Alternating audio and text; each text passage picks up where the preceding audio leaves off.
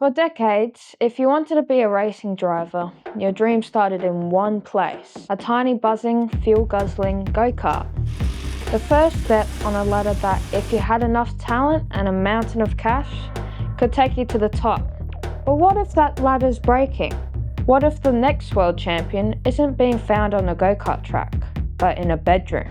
Look at any grid, today or 50 years ago, and you'll find drivers who learn their craft in these ferocious little machines. It's a true baptism by fire. It's raw, it's unforgiving, and most importantly, it's real. But it's brutally expensive and exclusive. Until now, because a disruptive force has emerged. It's quieter, way more accessible, and it's growing like crazy. I'm Océane Colangelo, a girl from Oz, and I live and breathe racing. Océane Colangelo! My sim story started on a PlayStation at 4 years old with a Logitech wheel and a dream. And now, a decade later, I'm still chasing that same dream. And finally, we're going to chat to the championship winner who gave very little emotion that we saw on the webcam, Oceane. Do we finally get a little bit of a fist pump, a little bit of a woohoo and a celebration? Or From kart races and test days to esports championships and behind the scenes training. This channel is where I share my journey. It's all here. If you're into motor racing of any form or just love an underdog story, then you're in the right place. Hit subscribe and join me. Let's find out together if dreams can come true.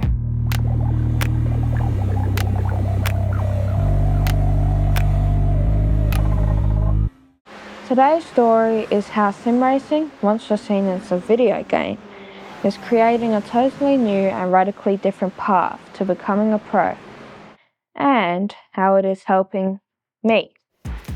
In fact, I have my first ever endorsement by a brand thanks to sim racing.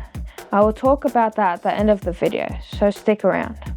The fight for the future of racing is on. Angelo's caught up in it as well. Matt Morris is going to finish second behind. It's a clash between the visceral world of karting and the pixel-perfect reality of the simulator.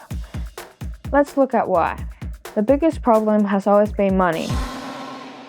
Karting is like a mini F1.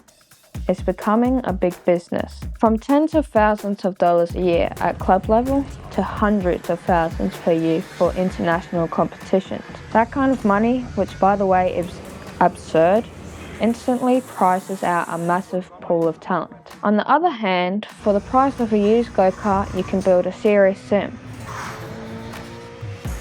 It's a one-time cost. They need to buy a new one every year, no maintenance, no running costs. And for several $100s per year, you can race to your heart's content. Then there's convenience. You can race or practice anytime, anywhere. Rain, snow, midnight, track is always open.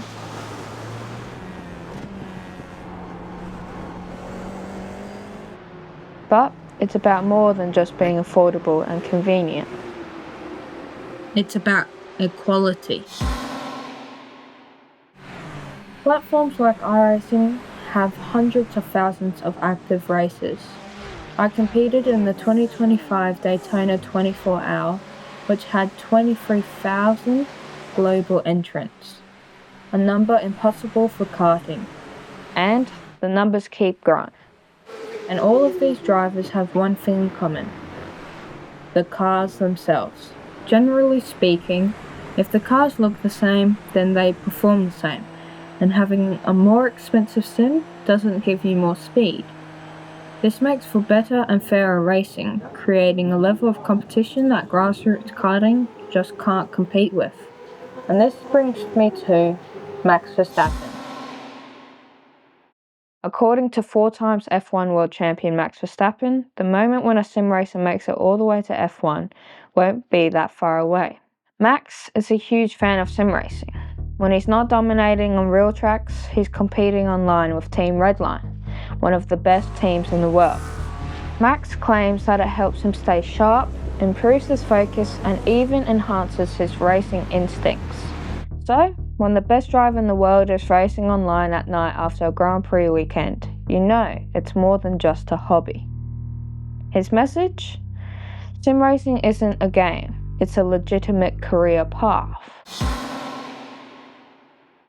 According to Max, and I quote, "It doesn't matter where you're from. Sim racing proves anything is possible." Let's hope he is right, because opening up motorsports to more people can only be a good thing.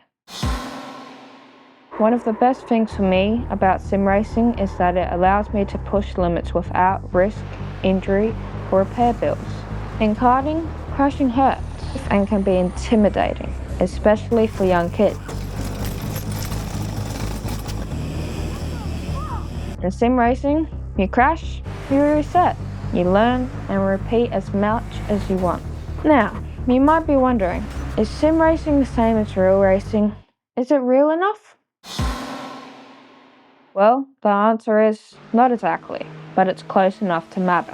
Sim racing replicates real-world behaviour with stunning accuracy and very high levels of immersion. This is important because it helps your brain work in a similar way to being on the track proper. I have learnt the same racing skills that karting has taught me, especially mental focus. If you want to know more, leave a comment and we can discuss this. But for all its strengths, a simulator is not a racetrack. There are some incredibly important lessons you can only learn when your body and your car are actually on the line. The single biggest thing missing from even the most advanced simulators? Fear. The real gut-wrenching consequences of getting it wrong. The huge repair bill, or the very real physical danger. That seat of your pants feel is something that even the best rigs can't perfectly copy.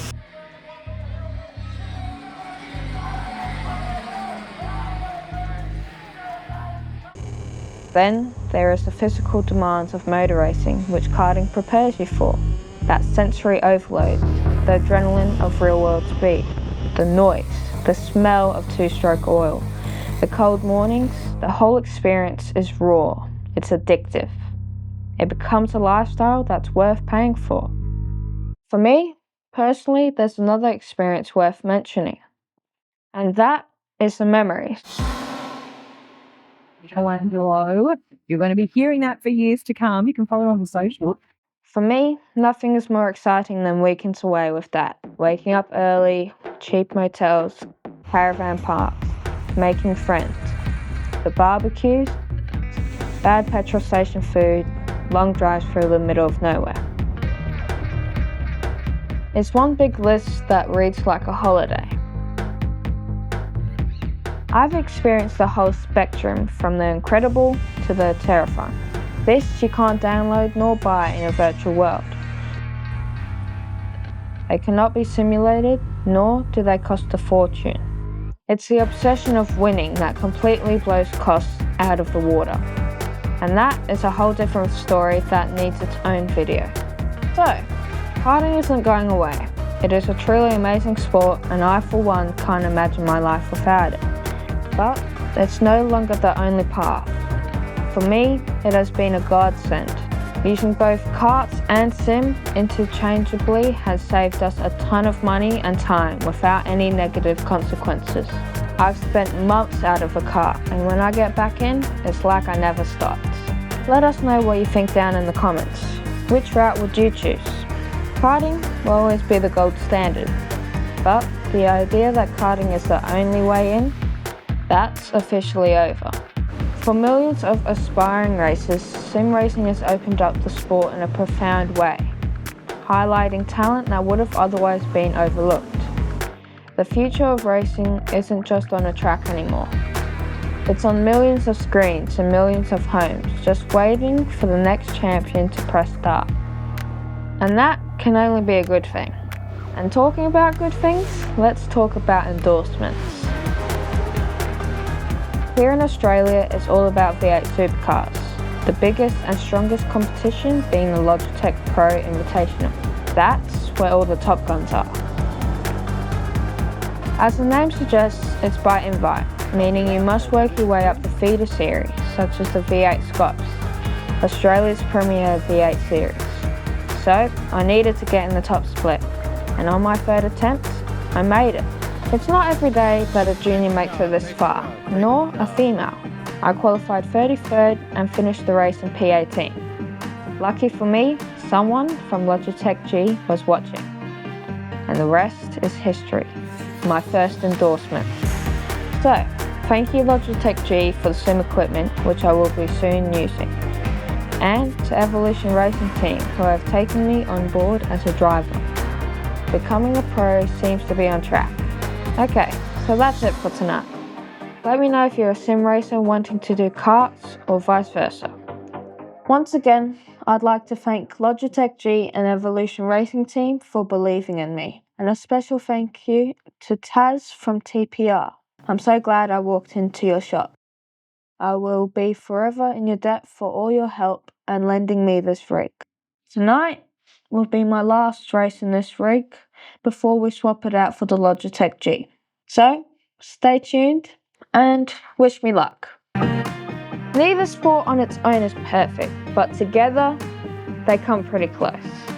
See you next time, and don't forget to share and subscribe, leave a comment, get in touch. Bye for now.